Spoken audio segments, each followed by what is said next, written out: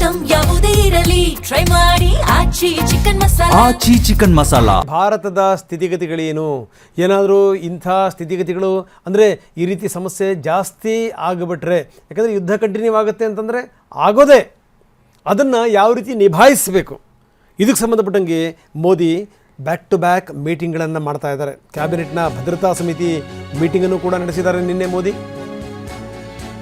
ನಿನ್ನೆ ವಿಸ್ತೃತವಾಗಿ ಚರ್ಚೆ ಮಾಡಿದ್ದಾರೆ. ಅಗತ್ಯ ವಸ್ತುಗಳ ಪೂರೈಕೆಯಲ್ಲಿ ಯಾವುದೇ ಕಾರಣಕ್ಕೂ ವ್ಯತ್ಯಯ ಆಗಬಾರ್ದು, ಅದರಲ್ಲೂ ಈ ಔಷಧಿ, ಈ ನಿತ್ಯ ಬಳಕೆಯ ವಸ್ತುಗಳು, ರೈತರಿಗೆ ರಸಗೊಬ್ಬರ, ಇದರಲ್ಲಿ ಯಾವುದೇ ವ್ಯತ್ಯಯಗಳಾಗಬಾರ್ದು.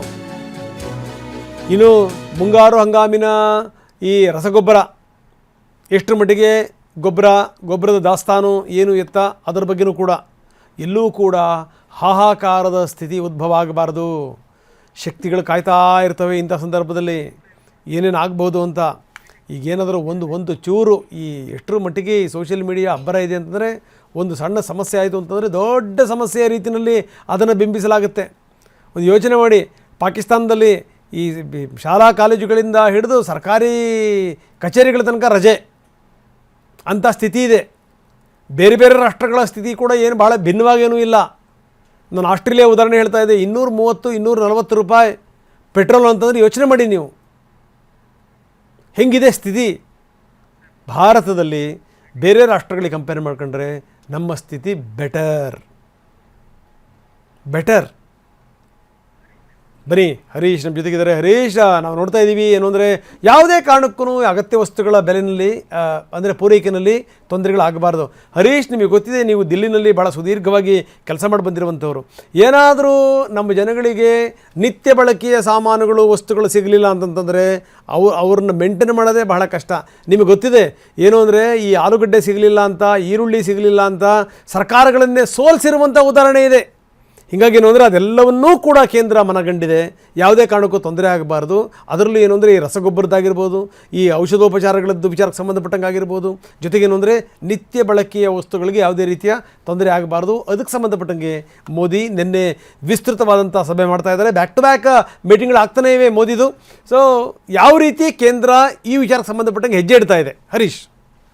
ರಂಗನಾಥ್, ನಿನ್ನೆ ನಡೆದಿರ್ತಕ್ಕಂಥ ಸಭೆ ಇದೆಯಲ್ಲ, ಅತಿ ಮಹತ್ವದ ಸಭೆ ಅಂತ ಕರೆಸ್ಕೊಳ್ಳುತ್ತೆ.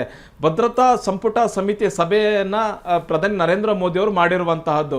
ಅಂದರೆ ಒಂದು ದೇಶದಲ್ಲಿ ಯುದ್ಧದ ಪರಿಸ್ಥಿತಿ ಇರುತ್ತಲ್ಲ, ಅಂಥ ಸಂದರ್ಭದಲ್ಲಿ ಇಂತಹ ಭದ್ರತಾ ಸಂಪುಟ ಸಮಿತಿ ಸಭೆಯನ್ನು ಮಾಡ್ತಾರೆ. ಇಲ್ಲಿ ಬಹು ಮುಖ್ಯವಾಗಿ ಈಗ ಭಾರತಕ್ಕೆ LPG ಸಮಸ್ಯೆ ಆಗಿದೆ, ಆದರೆ ಗೃಹ ಬಳಕೆ LPG ಯಾವುದೇ ಕಾರಣಕ್ಕೂ ಸಮಸ್ಯೆ ಆಗೋದಿಲ್ಲ, ಅಭಾವ ಬರೋದಿಲ್ಲ ಅನ್ನುವಂಥದ್ದನ್ನು ಕೇಂದ್ರ ಸರ್ಕಾರ ವಿಶ್ವಾಸ ಮತ್ತು ಭರವಸೆಯನ್ನು ಕೊಟ್ಟಿದೆ. ಇದರ ಜೊತೆಗೆ ಕಮರ್ಷಿಯಲ್ ಸಿಲಿಂಡರ್ಗಳಲ್ಲಿ ಸಮಸ್ಯೆ ಆಗ್ತಿದೆ, ಅದನ್ನು ಕೇಂದ್ರ ಸರ್ಕಾರ ಕೂಡ ಒಪ್ಕೊಳ್ತಾ ಇದೆ. ಮತ್ತು ಯಾವ್ಯಾವ ಕ್ಷೇತ್ರಗಳಿಗೆ ಇಂಪಾರ್ಟೆಂಟ್ಸ್ ಇದೆ ಆ ಕ್ಷೇತ್ರಗಳಿಗೆ ಸಿಲಿಂಡರ್ ಸಪ್ಲೈ ಆಗ್ತಾ ಇದೆ.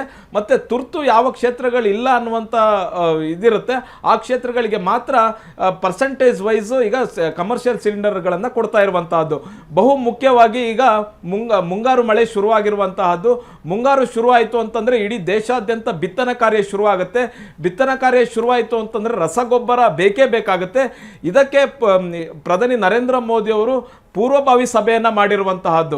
ಅಂದರೆ ಗೊಬ್ಬರದ ಈಗ ಎಷ್ಟಿದೆ, ದಾಸ್ತಾನು ಎಷ್ಟಿದೆ, ಮುಂದೆ ಎಷ್ಟು ಬೇಕಾಗ್ಬೋದು, ನಾವು ಕೊಲ್ಲಿ ರಾಷ್ಟ್ರಗಳಿಂದ ತರಿಸ್ಕೊಳ್ತಿದ್ದಂತಹ ಗೊಬ್ಬರಕ್ಕಿಂತ ಈಗ ಬೇರೆ ಬೇರೆ ಯಾವ ದೇಶಗಳಲ್ಲಿ ಈಗ ಗೊಬ್ಬರವನ್ನು ನೋಡ್ಬೋದು, ತರಿಸ್ಕೊಳ್ಬಹುದು ಅನ್ನುವಂಥ ನಿಟ್ಟಿನಲ್ಲಿ ಚರ್ಚೆಯನ್ನು ಮಾಡಿದ್ದಾರೆ.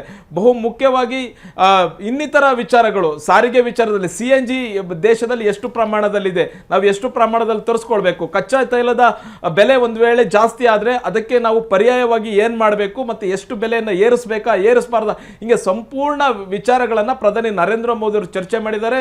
ಇದರಲ್ಲಿ ಗೃಹ ಸಚಿವರಿದ್ದರು, ಹಣಕಾಸು ಸಚಿವರು, ವಿದೇಶಾಂಗ ಸಚಿವರು, ಎಲ್ಲ ಸಚಿವರುಗಳು ಸೇರಿ ಒಂದು ಸಭೆಯನ್ನು ಮಾಡಿ ಎಲ್ಲ ಪರಿಸ್ಥಿತಿಗಳನ್ನು ಅವಲೋಕನವನ್ನು ಮಾಡಿದ್ದಾರೆ. ರಂಗನಾಥ್, ಎಸ್, ಧನ್ಯವಾದ ತಮ್ಮೆಲ್ಲ ಮಾಹಿತಿಗೆ ಹರೀಶ್.